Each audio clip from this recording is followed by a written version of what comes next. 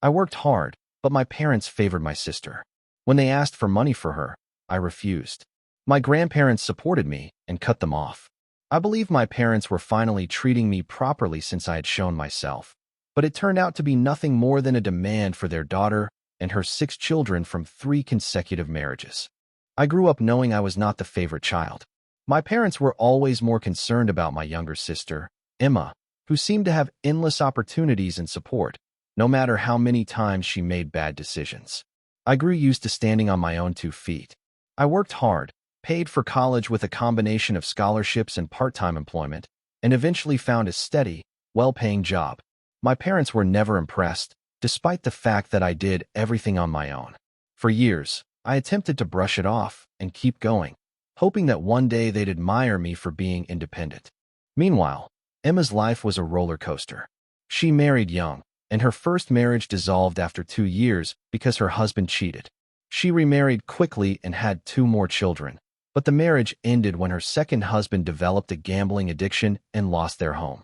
Emma was on her 3rd marriage at the time I started my job, and she had 6 children ranging in age from 12 to 2.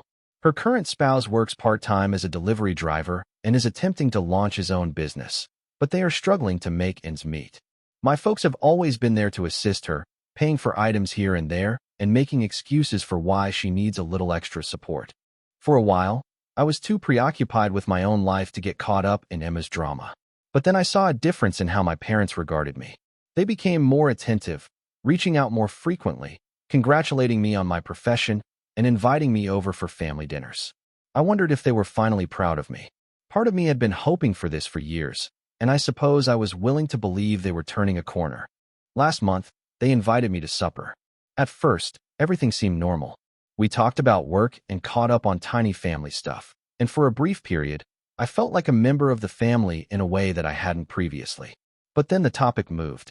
They started talking about Emma, how difficult it was for her to raise 6 children on one salary, and how my parents had done everything they could to help but were running out of money.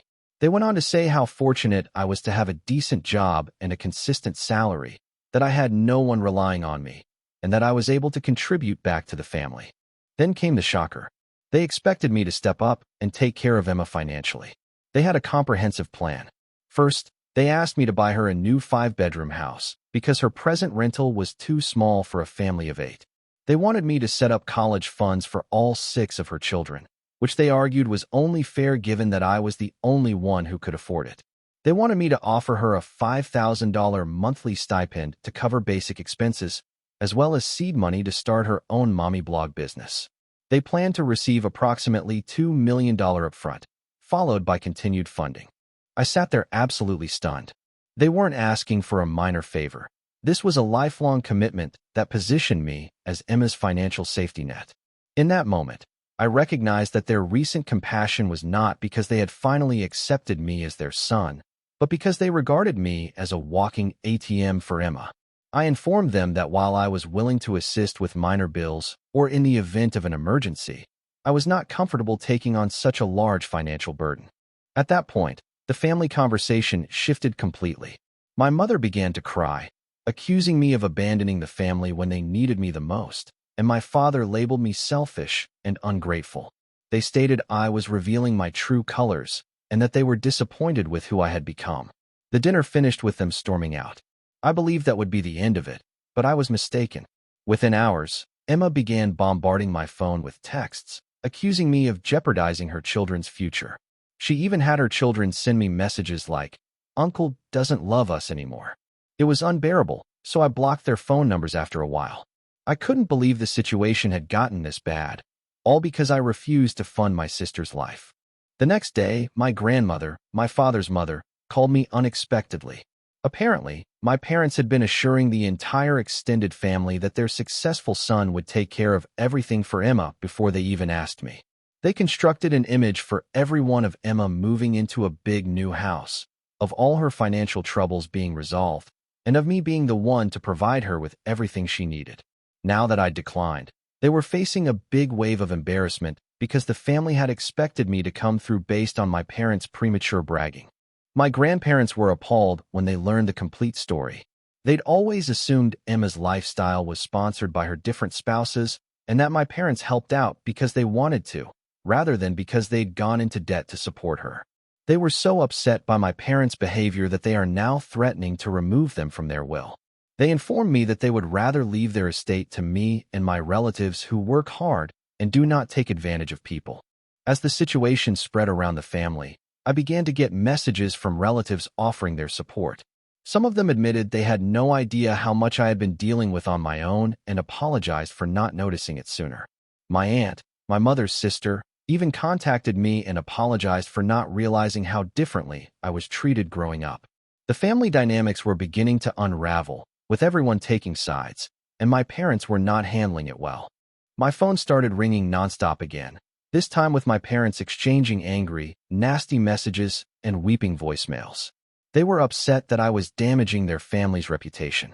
They once left a message telling me that I was ruining Emma's children's lives and that I would come to regret this decision someday. They'd then go back to imploring me to reconsider, saying things like, "We're family, and family helps each other." All of this has made me feel like a disaster. Part of me feels bad because I was trained to believe that family comes first, and it's difficult to break free of that conditioning. But another part of me is fatigued, thinking how long I've been trying to gain approval from people who just care about what benefits them. The knowledge stings, but I know that giving in now would result in years of financial and mental exhaustion, putting Emma's demands before my own. Now I'm here on Reddit because I honestly don't know what to do next. Do I hold firm and maintain my limits because I know it's the best thing for me? Or is there a compromise I'm not seeing? I could appreciate some unbiased counsel on this problem. Update 1. The situation with my parents and sister has deteriorated beyond my expectations. Just a few days after I told my grandparents the complete tale, they weren't lying about revising their will. They actually followed through, contacting their lawyer very immediately to ensure that my parents were removed from their inheritance. My grandparents had always been the quiet, keep the peace kind, so this wasn't just surprising. It was unprecedented in our family. However, it appears that my parents' years of favoritism toward Emma were the final straw. My grandparents also went above and beyond, convening a family meeting to clear the air. They planned it over the phone so that everyone, including myself, could attend despite the fact that I live further away. They wanted everyone to grasp exactly what was going on, and based on what they implied, I had a hunch they were going to disclose stuff I had no idea about. The meeting was attended by a few aunts, uncles, and cousins, basically anyone close enough to be affected by this. When the conference began, my grandparents wasted no time. They instantly revealed that they had been paying large sums of money to my parents for the previous many years to aid both me and Emma with our education and future aspirations. They had given my parents more than $200,000 in all, with the expectation that it would be split evenly between Emma and me. I was speechless. I'd pushed my way through college on scholarships, student loans, and various part-time jobs, fighting to manage work and classes, whereas Emma seemed to live on another planet, scarcely lifting a finger and continually being bailed out of every bad decision. All those years, I'd been doing everything on my own while my grandparents sent money that I never received. My grandparents were infuriated. They had expected the money would benefit both of us, but now that they see how my parents had spent it, they feel absolutely deceived. They'd made it clear to my parents that they wished to support both of us, but it turned out that the money had primarily gone to Emma, covering her failed marriages, rent payments, and who knows what else. They requested that my parents provide a thorough accounting of how every dollar had been spent, threatening to bring attorneys if they did not comply. For a family as secretive as ours, this was an unimaginable step, but I could see they'd been tested. In addition, my grandparents indicated that they would establish trust funds for each of their grandkids, including Emma's 6 children. However, they made it clear that the money would be carefully handled by an independent trustee and could only be used for certain purposes, such as education or healthcare. They made it clear that they did not want my parents or Emma to have access to these funds, which was a big relief. At the very least, I knew Emma's children would have a chance at a solid future without my parents depleting those accounts for other purposes. Everything exploded following the family meeting. As they began to put the pieces together, relatives began to contact me one by one. Apparently, this wasn't the first time my parents had taken money from family members in the name of assisting the kids or funding family emergencies. An aunt told me that after Emma's second marriage failed, She loaned my parents a few thousand, believing it was for emergency expenses. Another cousin recalls my parents asking for money around the time I went to college, claiming it was to assist me get started, but I never saw any of it. Some of them were furious, believing they had been misled about where their money had gone. Others were simply unhappy, stating they had not known how much my parents valued Emma over me. One of my cousins even showed me screenshots of discussions with my parents after I graduated from college. They had actually discouraged family from attending my graduation, stating that I wanted to keep it small and avoid a major fuss. Meanwhile, I was hoping that my family would come and celebrate with me. It felt like a gut punch to realize how much they'd consciously sought to downplay my accomplishments while continually going all in for Emma. What astonished me the most was Emma herself reaching out to me. She sent a couple of long emails, each with a unique tone. In one, she tried to seem as if she had always backed me, saying how she had never known our parents' bias toward her and how she had always assumed we were close. In another, she portrayed herself as a victim of our parents' manipulation, claiming that they had blinded her to the truth about our family dynamics. But what jumped out in each communication was that she always managed to include a request for assistance during this tough period. She tried to behave as if we were now best friends, but it was evident she still wanted me to open my wallet for her. It was difficult to believe. Even after my grandparents took such severe measures to put things right, and despite the family outrage, Emma still managed to make it all about her and what she could get from me. I felt like I was seeing the same narrative over and over. She couldn't seem to grasp the concept of limits or the fact that I was tired of being a constant source of comfort. I was determined not to allow her to manipulate me back into that role. While everything was going on, my folks were busy with their own campaign. They inundated me with voicemails that ranged from violent rants to emotional appeals. In one message, my mother accused me of pulling the family apart, claiming I would regret it one day when I discovered how much I had harmed everyone. My father would then ask me to reconsider, saying we could work things out quietly and it didn't have to be such a huge deal.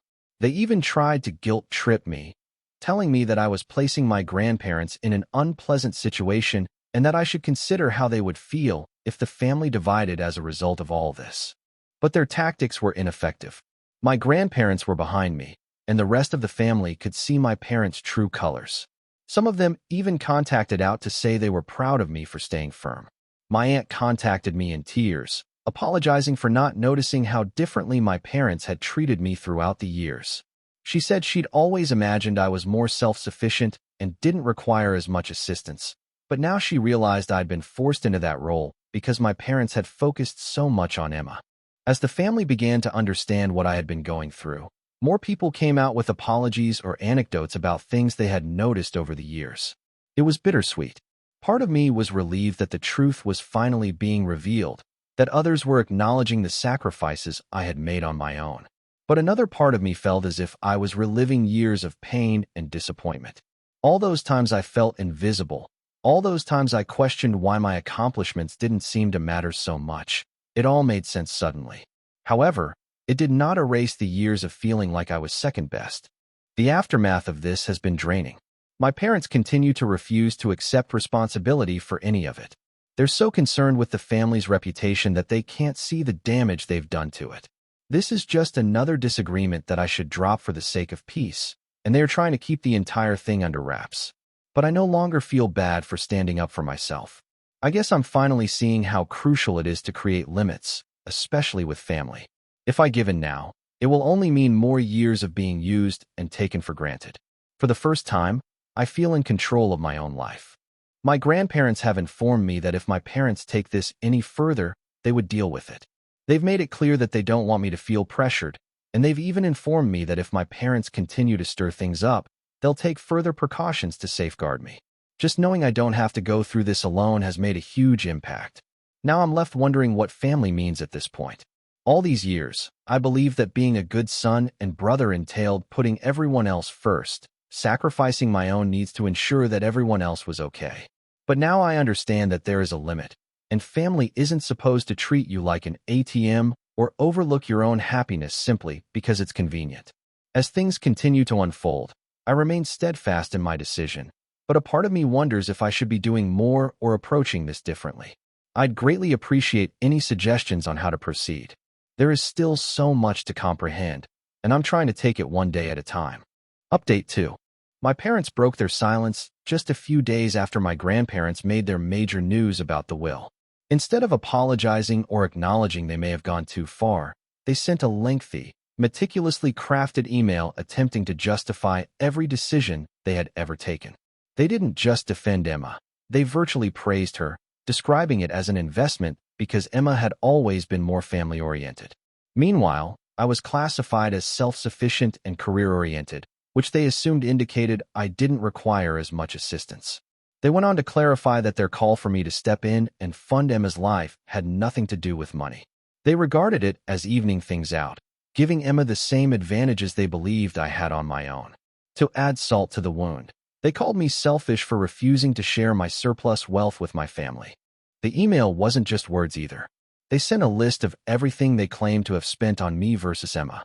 I'm talking about everything, including Emma's basic needs such as food, clothing, and housing. They mentioned her wedding expenses, property payments, and even post-divorce therapy. They even mentioned Emma's emotional assistance during her adolescent years, valuing and quantifying it. It was so ridiculous that I recognized they'd been thinking about it for a long time, most likely intending to hurl it back at me. They apparently shared this email with the entire extended family as well, aiming to present me as the selfish one. But it completely backfired. Relatives who had previously remained neutral began contacting me, appalled by what they viewed as an outlandish attempt to tax me for fundamental parenting. Some even apologized for not comprehending the kind of partiality I was dealing with.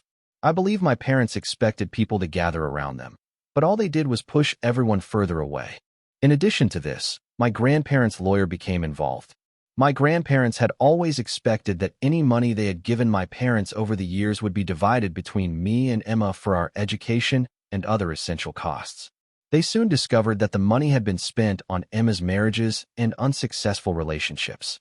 The lawyer wrote an official letter to my parents asking for a thorough accounting of where the money had gone. My grandparents were prepared to take this to court if necessary, and I don't blame them. They felt betrayed, and so did I. It was like a tangled web of deception that had been growing for years, with me on the sidelines the entire time.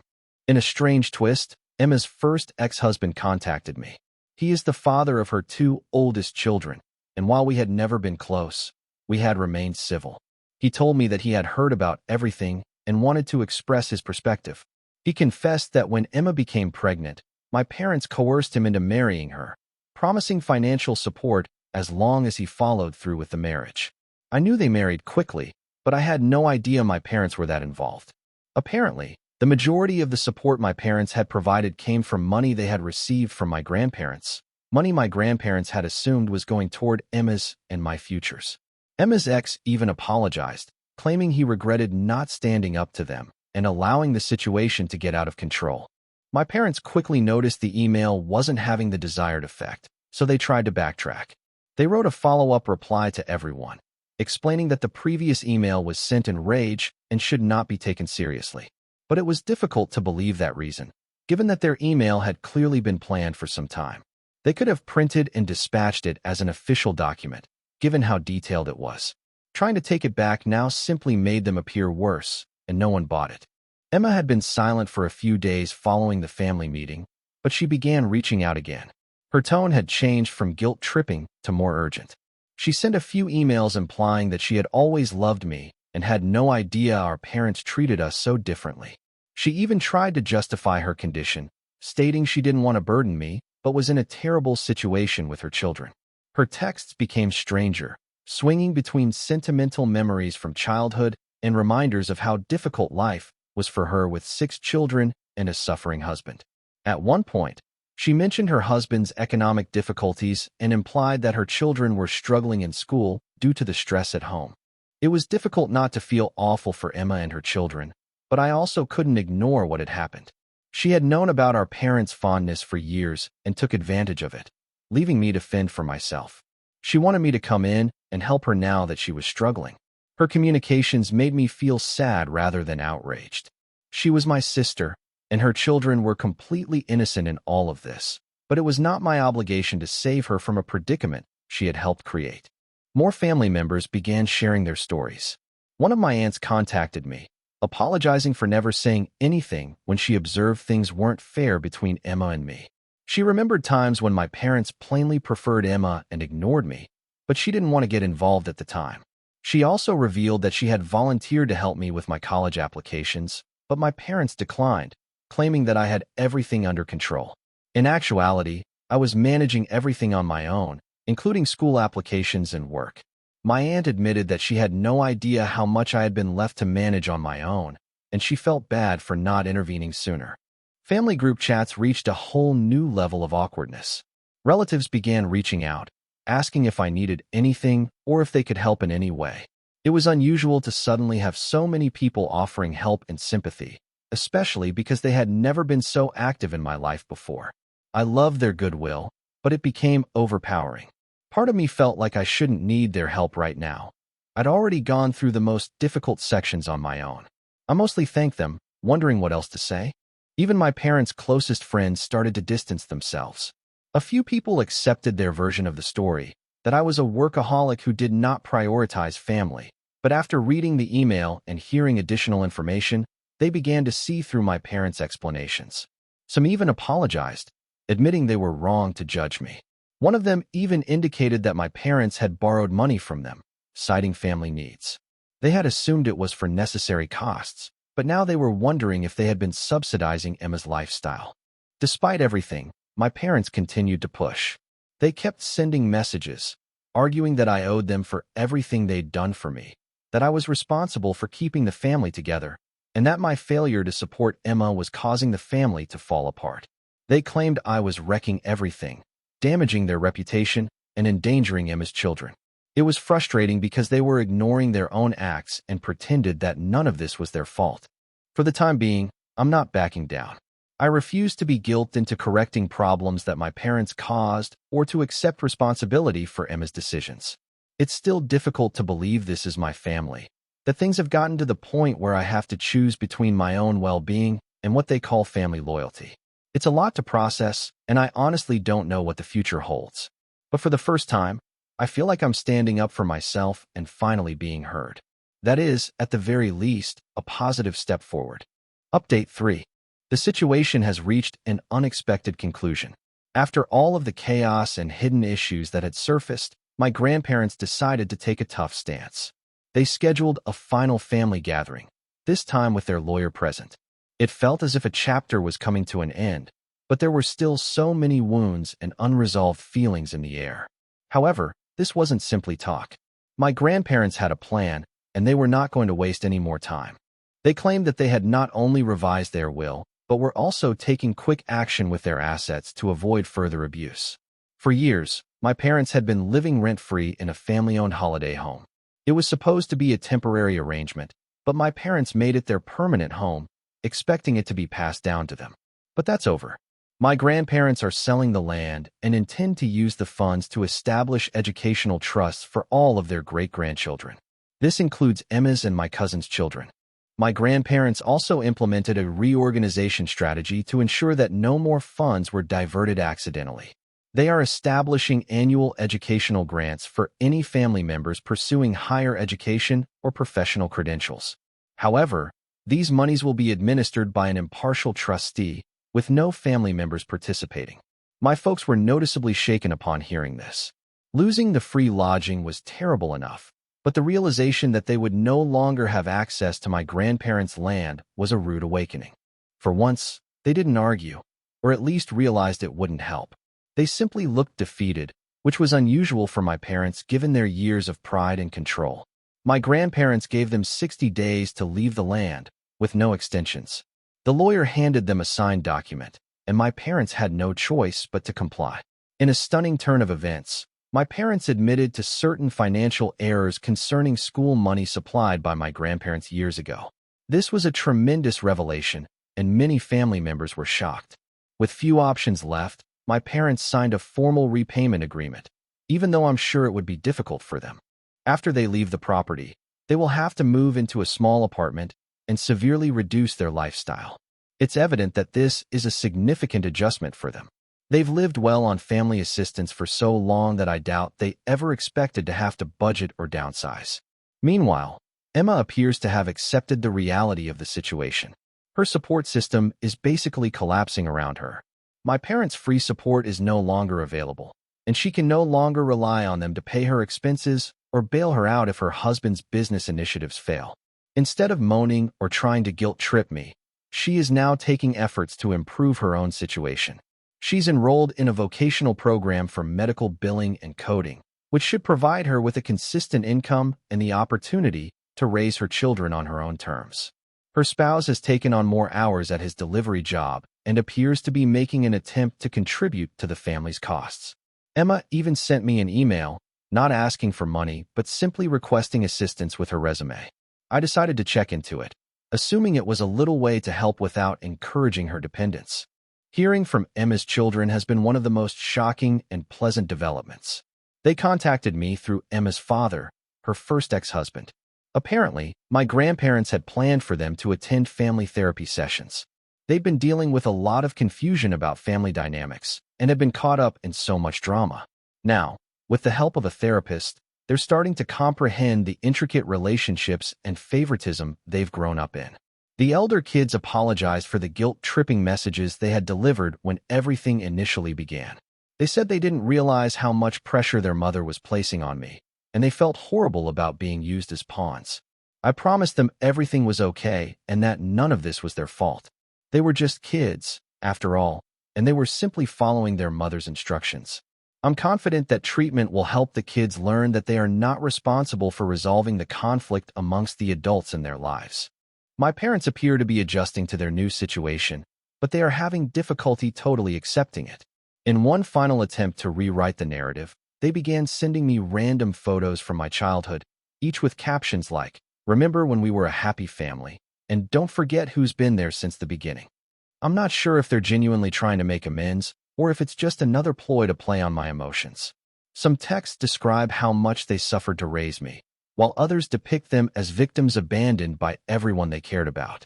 They've also been telling anyone who will listen that the family has turned against them, presenting the situation as if they were innocent victims simply trying to help Emma. But I believe most of the family has seen through it by now.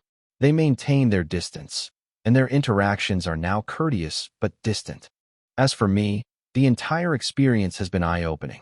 I had no idea how far the favoritism extended or how much my family had been exploited over the years. My grandparents have been great throughout this process, demonstrating strength and justice that I had never appreciated before. They're taking on the role of champions for the future generation, ensuring that nothing like what happened to me and Emma happens again. The entire process has been a challenging but essential reality check. It has revealed to me who actually cares about me and who only sees me as a source of financial assistance. Finally, I want to thank everyone who has supported me. Thank you and farewell.